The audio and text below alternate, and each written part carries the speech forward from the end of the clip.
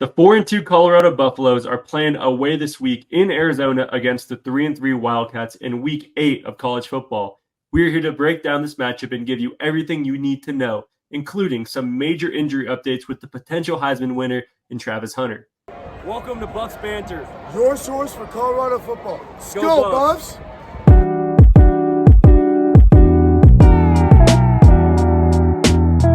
Before we get into the action, we want to give a huge shout out to our official sponsor, Tuk Tuk Bites. Not only are they offering frozen naan and other great game day snacks, but they have a great restaurant right here in Boulder, Colorado. So whether you're grabbing takeout or planning a night out, Tuk Tuk Bites has you covered. Check them out. Now, let's get into the action. Welcome in, everybody, and thanks for tuning in to Buffs Banter, presented by Believe Network. I'm your host, Dean Frank, and I'm here with my partner, Oscar Gonzalez-Moore. Oscar, let's kick it off. As of right now, we are 3-point underdogs. How are you liking our chances this weekend?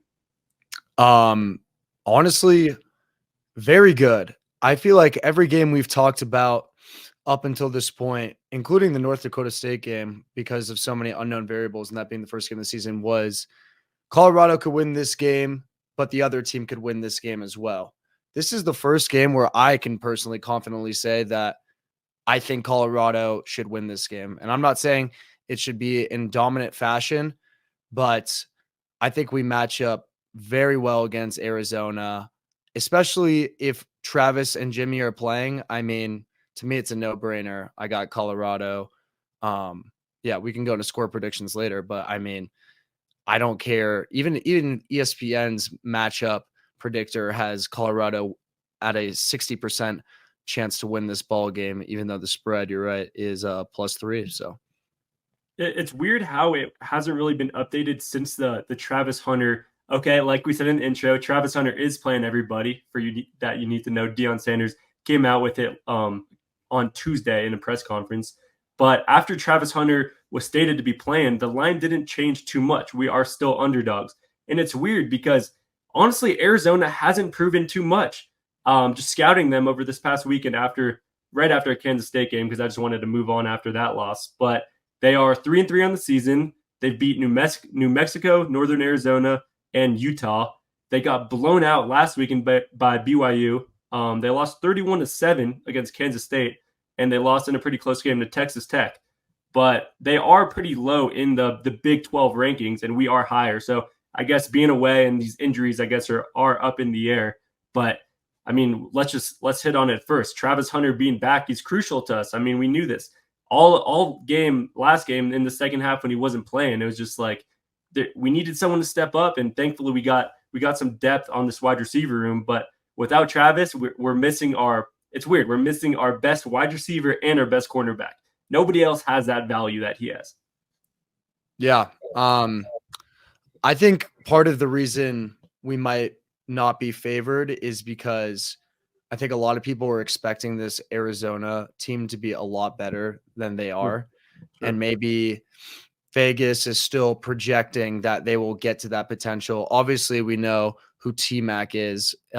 He's probably the best wide receiver right behind Travis Hunter, which we can talk about in a second, that matchup, which will be super exciting. But their quarterback, Noah Fiftia, excuse me if I'm mispronouncing that, but I mean, he has 9 picks on the season. He's throwing a pick, 2 picks, like almost every other game. And, you know, the way this Colorado defense has just evolved, I think is going to cause him issues all game. Will also say, just transitioning to the Travis T-Mac matchup, it will be super interesting because McMillan played very well against Travis last year. He had a touchdown on him, went 4 for 6, and Travis had a DPI. So I think this will be some sort of a revenge game for Travis on the defensive side of the ball. Yeah, like you said, I mean, every single NFL scout is going to be watching this matchup. It is pretty much top 2 of the best skill position players, probably both going top 10 in this draft. So I'm definitely excited to watch that. I hope that Travis is healthy. Yeah, so McMillan leads like for Arizona, it's really a 2-man show. McMillan has 42 receptions, 742 yards, and 4 touchdowns. Weird fact, actually, the 4 touchdowns all came in that first game. So he hasn't hit the end zone in a bit now, which will be interesting to look at. And then looking at on the other side with the matchup, with the quarterback matchup, Fafita has thrown 1,600 yards, 8 touchdowns, 9 interceptions, like you said, with a 58% passing completion rate. While we look at Shedeur, 2,000 yards, 17 touchdowns, 4 interceptions, and a 72% passing rate. So, like, to me, the matchup isn't even close. And I really do think this is going to be a field day for our cornerbacks and our second D line because, I mean, I think we can talk about both the differences between both these quarterbacks, right? If the offensive line is struggling and the quarterback is getting pressured, it has proven that Fafita kind of just throws the ball up and like hopes that McMillan will be somewhere to grab it, whereas Shedeur kind of, I mean, that's where the stacks come in and he holds the ball a bit longer. But I'd rather get sacked than throw an interception, if that makes sense. So I think our cornerbacks will have a field day. I'm looking for at least an interception. I mean, Bro has thrown an interception in every single game, so it looks like that should be a lock. Yeah. It'll definitely be a good game or the word I'm looking for is slipping my mouth, but I think Shedeur is going to have a field day is what I'm trying to say. Especially after losing 3 out of our 5 best wide receivers, including the best player in college football on both sides of the ball. I mean, that just hurts, in the fashion we lost, like we could have won that game. And like you said, I don't want to talk about it any more than we have to, but Deion, there have been clips of him all week on social media, just like, this is a reality check and it's going to hurt for some, like he is getting these boys ready. You know what I mean? And it's not like Arizona is a crazy team or anything. We've talked about this all podcast. They're 3-3, but I think this, like after a loss like that to Kansas State, where we could have been ranked and, been a lot more in contention for the Big 12, we still are, but it's going to be tougher to get there now. Like, I honestly, this could be a beat down in Arizona. Yeah, I know there's still some anger from last year too, us losing on the game-winning field goal, even though a lot of the guys are transfers. I'm sure Deion, Travis, Shedeur, they didn't forget about that. So it's going to be a good game. I think Shedeur is going to go crazy. No, I mean, you said it best. Last year, we lost in the field goal. And I mean, you look at this year and the team is so much better. I mean, I know as of right now, we kind of had close. I know that Arizona was actually 3-3 going into this game last year as well. And they ended up like 9-4, but it does seem like Arizona just has a 2-man show. And if Fafita isn't having a game, I think T-Mac can definitely get locked down by Travis Hunter. I mean, that wouldn't be like a crazy, like I wouldn't be surprised if he did get locked down. Travis Hunter is him. We already know that. So I'm looking for a different type of game script where we actually can throw the ball through the air. We got to talk about this running game for a little bit because, I mean, last game there was nothing. We were negative 29 on the yards, including the sacks, obviously. But who would you like to see run the show this week? I mean, we've kind of had like a 3-headed monster or 3-headed dragon, however that metaphor goes. But with Augustov, Welch, and Hayden, I know Coach said in the last press conference that Micah actually is coming off like a hamstring injury, so Augustov might actually get the start. And I mean, Augustov actually does lead the team in rushing yards. So I would like us to get back to the run just so that, we talked about this a couple weeks ago, but Pat Shurmur can switch up the offense and it'd be tougher for the defense to strategize and game plan against us when they know we're going to throw the ball every single play. Yeah. I'd love to see the young guy, the young bull Welch with the ball in his hand. Obviously he was the guy that gave us a spark when nothing was going our way. He probably wasn't even on the depth chart. And then like these guys get injured and we put Welch in and the running game starts to work. That being said, whoever's in the backfield for us, I think is going to have a great game as well. And honestly, if it's not Welch, I hope it's a variety of these guys, or these guys are each getting like at least 10 to 20 carries. And so we have a better idea of who we can lean towards for our RB1 in the future. But I mean, Arizona can barely get to the quarterback. I think they have, I'm double checking right now. 10 sacks on the season. So yeah, and I'm sure a lot of those came in their first game as well. That seemed to be more of a dominant blowout win. And yeah, I think just generally speaking, we're gonna just have a good game against Arizona when it comes to the offensive side of the ball. It doesn't matter what facet it is. Yeah, I mean, we talked about Shallow too last pod. I feel like this is a great game for him to bounce back. I listened to his interview in the press conference. I mean, honestly, I'm pretty surprised with how mature these guys come out in these press conferences, because you see them on social media and, I mean, you see how their actual personality is. And I mean, they're the boys, but then you're in an actual press conference where the whole sports media world is watching you. It's like, you do got to kind of speak in a different tone, that like they aren't going to take whatever you say and run with it. So it seemed like he is putting the blame on himself. He knows he should play better. I mean, we know what Shiloh can do. He was our best tackler last year. He before he got injured, he was great. So I think he definitely has to shake off that rust. And I mean, if he has another bad game, then will be interesting talking about starting Stoudemire instead, because our defense was rolling with him. But I'm looking for a big bounce back Shiloh game for sure. And I kind of just want to talk about like us playing, just the Big 12 in general, and us playing in the road. I looked at ESPN, and these are some stats that they gave us. Like, if Colorado is to win, this is the best reason why. And first of all, Arizona has lost 9 out of 10 October games against non-AP ranked teams. Colorado has won 4 of its last 5 games against non-AP poll ranked teams. And Colorado has covered the spread in 7 of its last 8 games against conference opponents. And I mean, look, we're not completely talking in a betting perspective, but all these stats lead up to Colorado. And like, to me, it is weird why we are underdogs. I get it's because we're away, but we're higher ranked in the Big 12. The Big 12 is wide open. I mean, we've known this all season, but as we keep getting deeper into it, like I would say right now we should be ranked about 4th. I mean, there's BYU, there's Iowa State, and then there's Kansas State. I think we should be right after Kansas State. I mean, with Travis, we probably beat them. We're done with that one. But Arizona is under us, and I mean, they got cooked by Kansas State, who we almost beat without Travis Hunter.